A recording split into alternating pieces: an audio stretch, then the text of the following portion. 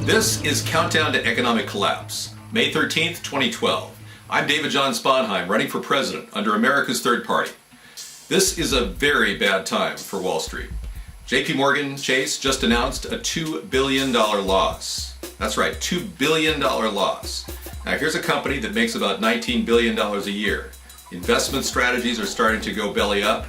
They've taken hedge funds and they've made big mistakes.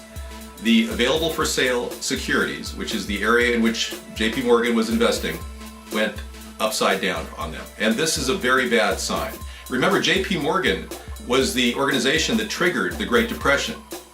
They called in all their margin loans and all of a sudden there was a huge problem back in 1929. But we're seeing this happen at a very critical time. The Financial Stability Oversight Council has not been convened to deal with this issue. Barack Obama has provided no leadership, and like I've said before, he has the same people on the SEC that George Bush had there. We are seeing no major changes from the policies that led us to the 2008 debacle. This is bad. Our country is facing some serious problems. Energy prices are spiking. OPEC is announcing they're not really able to control the price, the barrel of oil, but Saudi Arabia is saying they want $100 per barrel. That's the target price. And they hope to increase production to meet the demand as the coming months and summer always sees more people driving on the highways in the United States.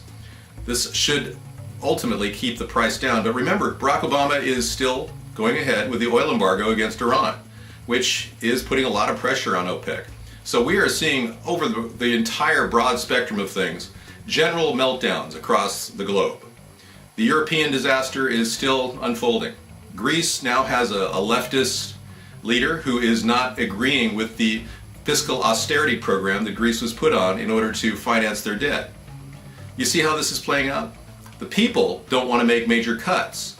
The politicians don't want to make major cuts. The two coincide to create a crisis in the economies that are at play. Greece is one of them, Portugal another, Spain, Italy. All of these countries are very, very questionable in terms of their financial stability. Now, what happens with the euro will lead to what goes on in America. And America is right now not dealing with the systemic flaws in our economy. We talk about that on every show. The fact that we haven't dealt with a housing crisis, people still have problems with foreclosures.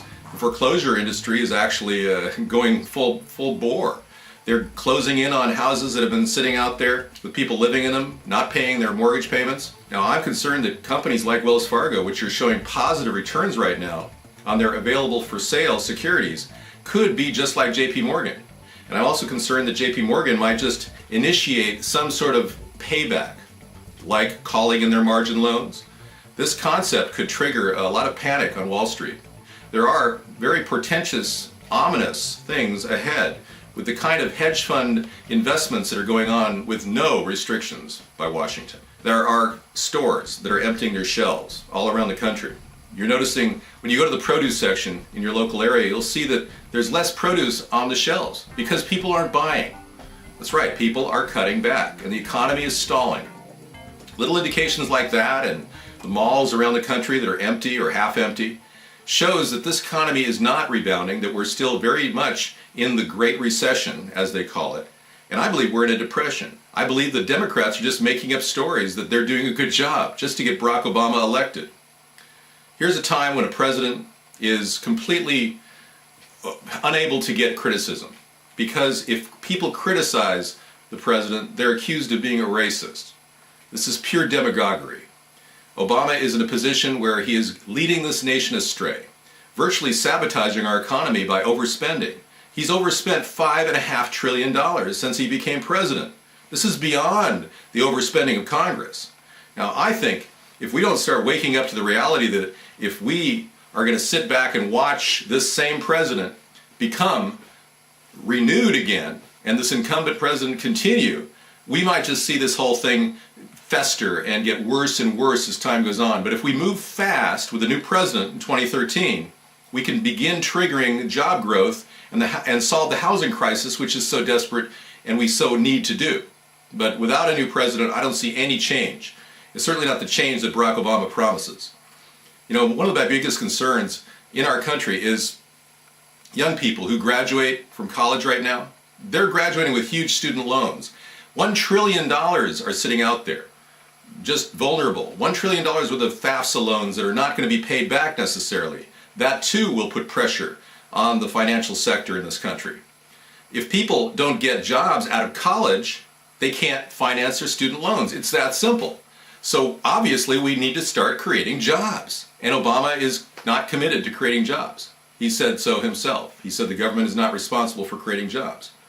Well, I think the other way. I think the government should trigger new free enterprise operations, partnering the private sector with the public sector, and creating jobs that are automatic right out of college, where you can get certification that will get you a job right away. This is the kind of plan that we want to put into effect in 2013. Now, if you're as concerned as I am about the future of this country, you probably know that we're not going to get out of the situation we're in with the same old, same old. Barack Obama doesn't have any new ideas. For me, this is a no-brainer. If you vote for Mitt Romney, you're voting for a liquidator, an outsourcer, a guy who all he does is buy up companies, profit from them, take out more loans, and then make them go bankrupt, and then sell them to some foreign entity. That is the Mitt Romney approach, and that won't help our country. He'll have a wholesale bargain basement discount of our nation's resources.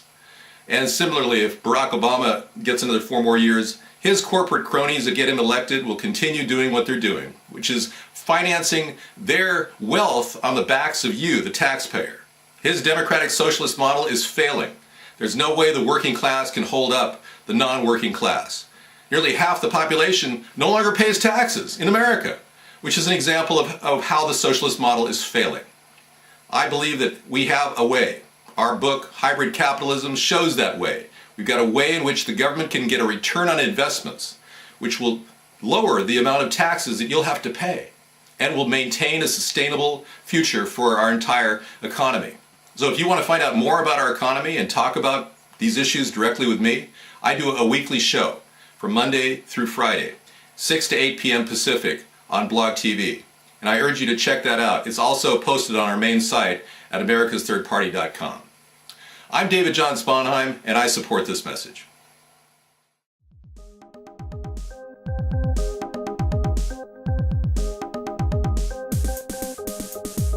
ATP.